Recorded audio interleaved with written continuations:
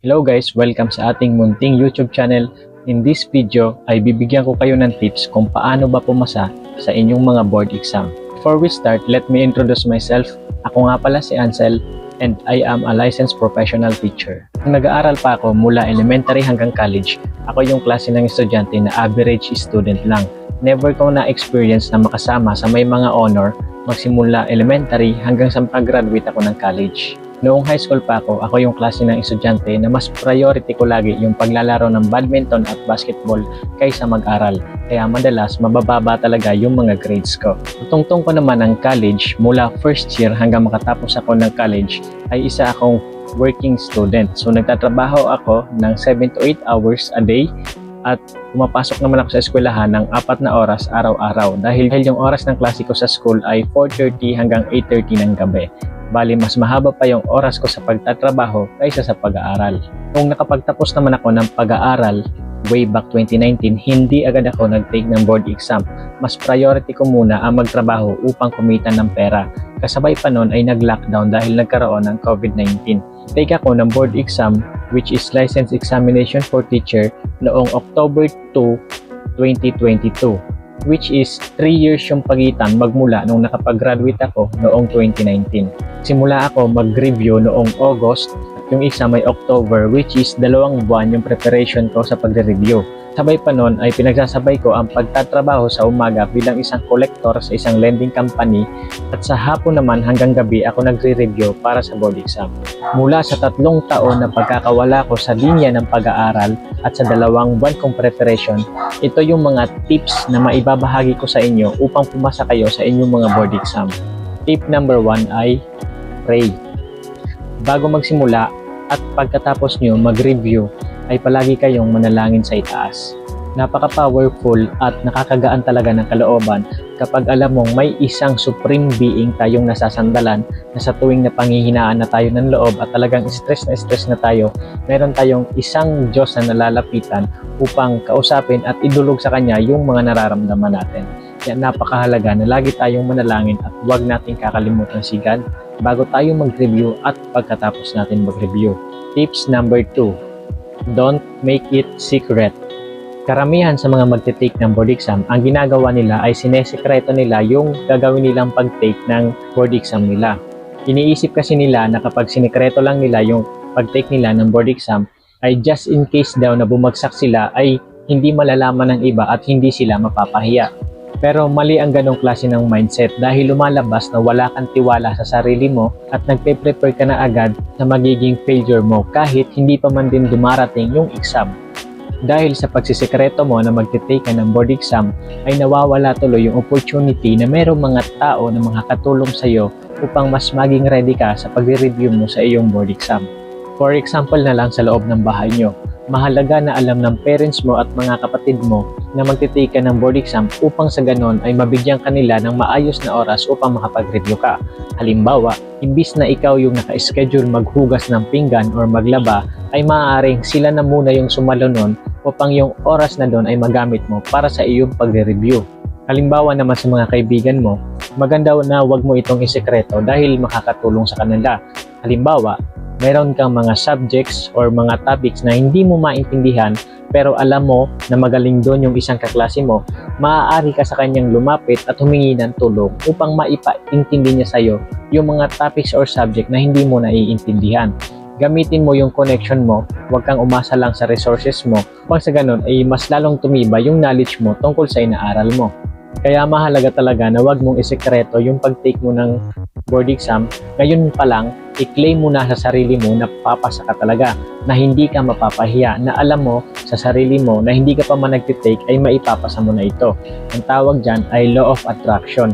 Dapat ngayon pa lang, claim mo na sa sarili mo na pasado ka na upang pagdating ng board exam ay mapasa mo talaga ito. Tips number 3. Make schedule. Napakahalaga na meron kang schedule. Yun yung sistema na susundin mo araw-araw upang maging organized yung pagre-review mo. Napakarami ng topics at subjects sa board exam na kailangan mong aralin. Hindi pwedeng halo-halo dahil sasabog ang utak mo at napakagulo kapag hindi ka organized. Kaya napakaganda na meron kang schedule na susundin. Halimbawa, kung 2 hanggang 3 buwan yung preparation mo bago ang board exam, maganda na magkaroon ka ng magandang sistemang araw-araw na susundin. Halimbawa, Lunes hanggang Sabado, yun yung araw ng pag-review mo. At Linggo naman yung pahinga. Ngayon, sa bawat araw, meron kang mga subject lang na aaralin. Hindi lahat ng subject kailangan mong aralin kasi sasabog ang utak mo niyan. Ito halimbawa lang. Halimbawa, Lunes, Math and English. Tapos Tuesday naman, Science and History. Mga ganyan ba? Kumbaga, isegregate mo yung mga subjects araw-araw na dapat mo lang reviewin.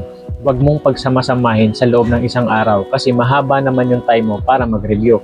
Mas maganda na bawat subject ay na-absorb mo ng maigi yung buong knowledge upang mag-sink in talaga sa'yo. Hindi yung isang araw lang ay pagsasama-samahin mo sila, then kinabukasan ay malilimutan mo na. Mag-focus ka lang sa 1 o 2 subject araw-araw upang sa ganon ay ma-dissolve mo ng maayos sa utak mo at talagang hindi mo malilimutan. Tip number 4. Read, read, and read. Napakahalaga na ma-enhance mo yung skill mo sa pagbabasa. Tandaan mo na mayroong time limit ang pag-take mo ng exam. Mahalaga na mabilis ka magbasa at the same time ay naiintindihan mo kung ano ba yung binabasa mo upang sa ganun ay masagot mo ito ng tama. Mataas ang chance mo na makapasa sa board exam kapag mabilis ka magbasa at malawak ang iyong pangunawa. Makakatipid ka sa oras at the same time ay hindi ka mape-pressure sa oras. Kaya, read, read, and read. Palagi kang magpa-practice. Tip number 5. Practice test. Tandaan mo na exam yung pupuntahan mo, kaya exam dapat ang i-practice mo. Ang ginagawa ko during the time of my review, bago ako magsimula ay nagkakaroon muna ako ng diagnostic test. Kailangan inaalam ko muna yung mga topics na hindi ko pa alam, which is kung alin ba yung mahina pa ako. Then doon ako magpo-focus. And pagkatapos nun, pagkatapos ko siyang aralin lahat, after ng review ay magte-take ulit ako ng exam. Kailangan ay ma-perfect ko na ito or at least man lang makakuha ako ng 90% score doon sa inaral ko. Ngayon, kung halimbawa bagsak pa rin at hindi ko pa rin makuha yung mataas na score doon sa inaral ko, uulitin ko yung pag-aaral ko. Aral, aral, aral, then after that, take ulit ng exam. So, hindi ako matatapos sa pag-aaral sa case ko dati hanggat hindi ko na perfect or hindi ako nakakakuha ng mataas na score doon sa inaaral ko. Tips number 6. Avoid distraction. Malaking factor kung bakit hindi ka makapasa sa board exam ay dahil distracted ka. Hindi mo mabigyan ng sapat na oras yung pagre-review mo. Madalas na ibibigay mo yung oras mo sa mga bagay na wala namang relate sa pagkapasa mo sa board exam. Iwasan mo na muna ang gumala or pumarty kasama ang mga kaibigan mo. Aanihin mo naman ang mga bagay na makakapagpasaya sa'yo, pero yun din naman ang magiging dahilan kung bakit ka iiyak kapag hindi ka na nakapasa sa board exam. Iwasan mo rin ang paggamit ng cellphone mo na hindi naman nakakatulong sa pag-review mo. Halimbawa, panonood ng Netflix or kaya naman panonood ng mga Korean drama. Iwasan mo na muna lahat ng bagay na yon. Kailangan ang laman lang ng cellphone mo ay yung mga bagay na makakatulong sa pag-review mo.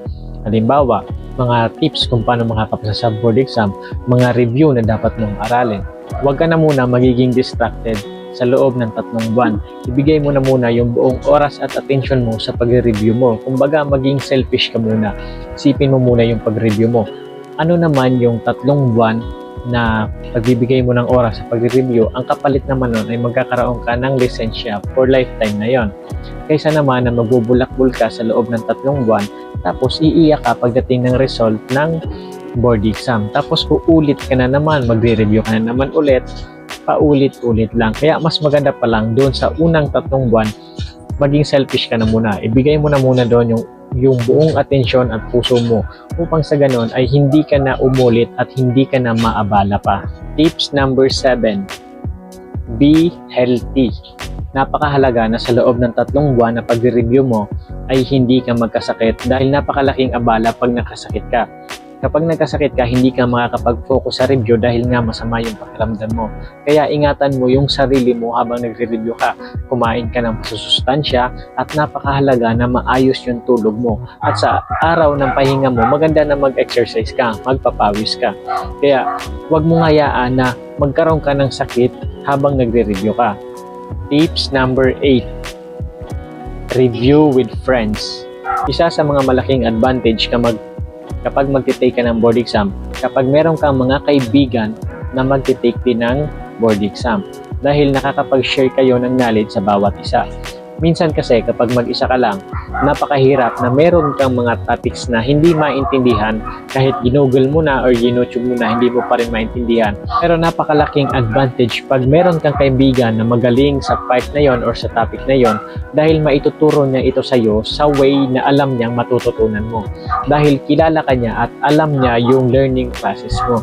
Kaya nga diba sa tip number 2 natin na don't make it secret, mahalaga talaga na wag mong isekreto sa mga kaibigan mo dahil sila din mismo yung mga makakatulong sa iyo. May mga topic na mahirap para sa kanilang unawain pero madali sa iyo. At dahil madali sa iyo, ikaw naman yung tutulong sa kanila. Bukod sa marirefresh ka na, mai-enhance mo pa yung knowledge mo sa pagtuturo sa kanila.